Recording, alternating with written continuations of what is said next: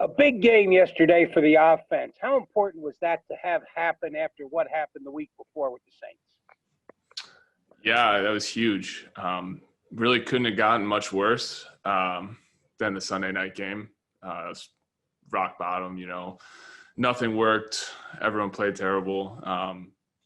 So that, during the week, definitely a sense of urgency. It was awesome that, a great week of practice carried over into the game. And, minus a couple goal-to-go situations that didn't work out, really everything was working yesterday. So big day for the offense.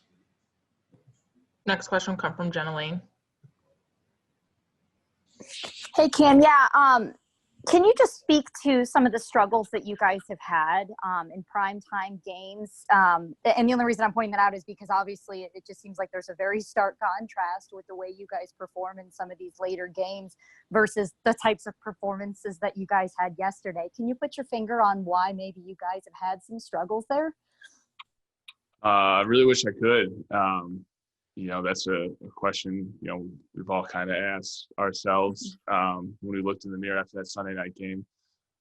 Just something that we're going to have to figure out. Obviously we got a night game coming up this week, and, if things go the way that we think, where we're playing playoff games, we're going to be on that stage definitely more often towards the end of the year as well. So something that we got to kind of figure out. I know we altered our practice schedule this week to see if that could help us out. But yeah, obviously, haven't played the way we wanted to during those night games. Do you think that, again, I know you can't really put your finger on what it is, and maybe it's different for every person, but do you think maybe it's a matter of nerves because you have all day to kind of sit and think about the game, or the fact that you're playing on a big stage and therefore you feel like you've got to be perfect, or maybe it's just you're tired because you're used to performing at 1 and 4 o'clock, and a later game like that, maybe your body clocks aren't used to it. Have you thought about any of those things? Yeah, I'm not sure that, both teams kind of have to deal with it. So I don't necessarily think either of those really are valid, for why we've played poorly. Everyone here has played in big games before. So definitely not a nerves thing or anything like that. Just something that we're going to have to figure out. And, it's a big game for us on Monday night, going against a really good team that's playing well. Their defense, definitely one of the better defenses in the league. So it's definitely a big challenge for us. And, hopefully we atone for our last night performance. Appreciate it. Yep. Next question will come from Joey Knight. Yeah, Cameron, I was just obviously you don't have to game plan for Tyler Higbee, but I'm sure you've watched him from time to time. Just what's your impressions of him? Yeah, he's someone that I definitely like to watch. Kind of a guy that can do it all. Does a lot of the dirty work for them too, and when given the opportunity, he's made a bunch of plays for them as well. So I try to watch all the tight ends while watching film of the defense, check out how the tight ends are playing as well. So he's someone that I have always enjoyed watching, and, I'm happy to see that he's been playing well, and just a good player. Thanks. Next question will come from Steve Isbitz. Cameron, what strikes you when you watch Antonio Brown practice and play? He practices super hard. His first practice was a walkthrough practice for the rest of us, but, he took it upon himself. It definitely was not a walkthrough for him. He was kind of running routes full speed. And that's something that he does every practice. He practices super hard, super competitive guy, and just a fun guy to be around too. Kind of lifts us all up, every day, brings a lot of energy. And then, haven't seen him play a ton during the games, just 2 games so far. But yesterday, some of the plays he made, some of the big catches he made on third down, and, kind of just his big playability, whether you throw him a short pass and he makes a guy miss and is able to pick up a bunch of yards after the catch, or, running a deep post, something like that. Just a fun guy to watch, a fun guy to be around. And this is your 7th year. It's the first time the team is 7-3. After 10 games, what's the biggest difference around the locker room and just among the team in general? it's definitely more fun to win. To consistently be winning games and to be in pretty much every game minus that last Saints game. Definitely refreshing. And, just that belief that we're going to win every single game. It's definitely kind of a contrast to how it's been in years past. And you don't really get that kind of edge unless you actually start to win games consistently. So, it's fun coming to work every day. It's a fun group of guys to play with, to work with. So hopefully can continue to win games and, make a little push in the playoffs. Thanks. Next question will come from Mark Cook. Hey, Cam, you guys put up offensively last year 48 points against the Rams out in Los Angeles, 55 total. But are there some things that you can take from that game, even though they've made some changes as far as their staff goes defensively and some of the things that they're doing? Or have you even had a chance to start looking at their defense yet?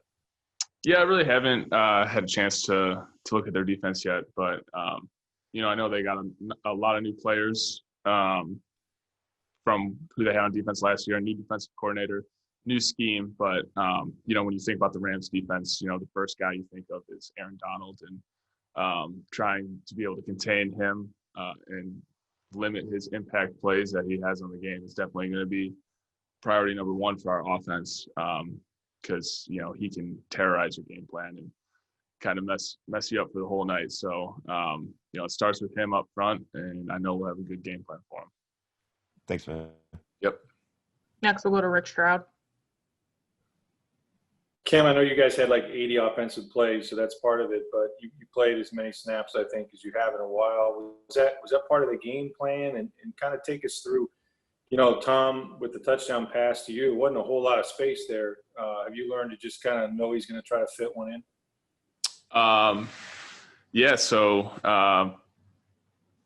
kind of the way the game went on Sunday night against the Saints, we weren't able to run the ball, and that puts a lot of pressure on the offensive line. And the negative game script definitely hurt. So it was definitely our priority coming into the week to be able to run the football, and we thought that was going to kind of be able to open up things in the passing game. So definitely was our game plan to be a little bit more smash mouth with, heavier personnel in the game.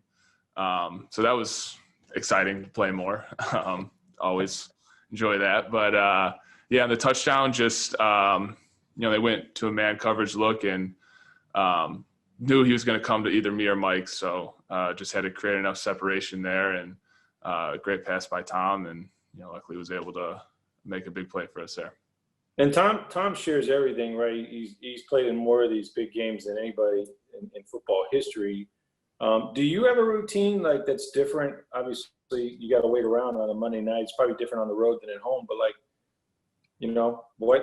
what is that like? I mean, what have you found? Is it just each guy has to find their own little deal to gear up for game time? Yeah, I mean, it's definitely different, and it's something that we up until this year haven't played a ton of night games, haven't been in the national games a ton. And it definitely is, a whole different deal.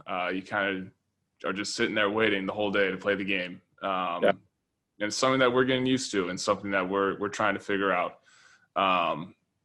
But yeah, I like the Sunday 1:00 home games, be home by 5. But, it's awesome too to play the national games in prime time, to be able to kind of show, the country who we are as a team. And, obviously we weren't proud of what happened last week, and, another big opportunity for us to kind of show who we are, and hopefully we'll get this thing figured out, the night games. I mean, Sunday is different because you got games, but like on Mondays, it's kind of – yeah. The Thursday one is like you're still doing so much preparation for the game, right? Because you've only had a couple days to go over the game plan. Sunday, like you said, you got football all day to watch. Monday, you got nothing. Right. I mean, you can only go over the game plan so many times. So, I think everyone does a little nap. To rest up. But, like you said, the Monday one, that one's a little different. But it's Monday Night Football, so you got to get up for it. Thanks. Next, we'll go to Greg Auman. Hey, Cam, I came in a few minutes late, so I apologize if you already answered this. But you guys were so much better on third downs this week compared to, I think you were 1 for 9 against the Saints. So to have 10 conversions, you obviously had a big one, had a second one later on. Just what do you think the key is to being better on third downs? I think the key is to be in third and short. Avoid the third and longs because Third and 19? Yeah, those ones aren't going to convert too often. But I think we did a better job staying ahead of the script, making sure that we were in third and manageable because, like I said, there's a huge difference between even like 3rd and 5 and 3rd and 9. So being able to run the ball definitely helped in that aspect. And just execution-wise, I mean, on third down, you're going to get a ton of man coverage, across the league. That's primarily what teams do. Sometimes they'll pressure, but I thought the receivers did a great job yesterday creating separation, and I thought Tom was pretty on point with his passes as well. Thanks, Kim. Yep. We have time for a couple more. Next, we'll go to Jenna Lane and then finish with JP Peterson. Hey, Cam, along the lines of Rick's question, and I'm sorry I'm asking so many questions about primetime games, but I'm writing about it. So do you remember your first Monday night game or your first primetime game and what that experience was like, where you're just kind of like waiting around? And do you remember what you ended up doing to pass the time? That's a great question. Like I was trying to describe earlier with I think first couple of games, every team has a Thursday night game usually. Mm-hmm. The Thursday night game, you're trying to go over the game plan as much as you can because it's pretty new. You haven't really practiced much of it. Right. Sunday you got football on all day. Monday. I figured Monday was the weird one. Monday's the weird one, for sure. But yeah, everyone just kind of has to figure out their own routine, try to figure out what works best for them. I think it'll be kind of interesting this week with the later practices. That's something that I've never done before. But I think it makes sense, if you're going to play a game at night, what better way to prepare than practice at night. So excited to see how that works out for us, for sure. What tends to work best for you? You said everybody's got to figure out their routine. What tends to work best for you on those like Monday night games when there is no football going on during the day? Yeah, I like to go for a long walk in the morning.